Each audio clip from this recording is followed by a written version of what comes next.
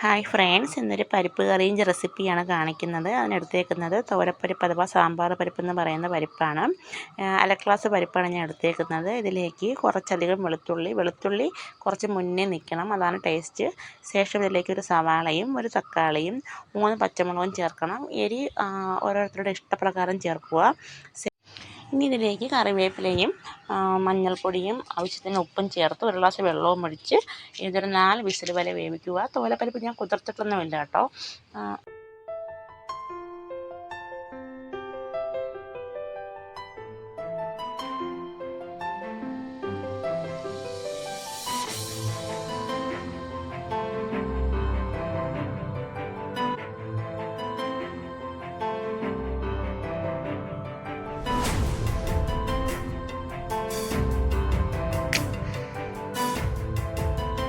ഇപ്പോൾ പരിപ്പ് ആവശ്യത്തിന് വെന്ത് വന്നിട്ടുണ്ട്.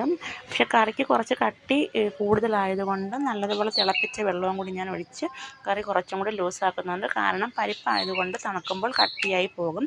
ശേഷം ഇതിലേക്ക് മല്ലിയിലയും ഇട്ട് ഒന്ന് തിളപ്പിച്ച് ഇത് മാറ്റി വയ്ക്കുക. നമുക്കിനി കടുക് താളിക്കുന്നതിന് വേണ്ടി ഒരു ചെറിയ പാൻ അടുപ്പിലോട്ട് വയ്ക്കുക. അത് നല്ലതുപോലെ ചൂടായതിന് ശേഷം 2 ടീസ്പൂൺ വെളിച്ചെണ്ണ ഒഴിക്കുക. വെളിച്ചെണ്ണ നല്ലതുപോലെ ചൂടായതിന് ശേഷം കുറച്ച് കടുകും ചെറിയുള്ളിയും കറിവേപ്പിലയും ഇട്ട് മൂപ്പിക്കുക. അത് നല്ല ബ്രൗൺ നിറമാകണം.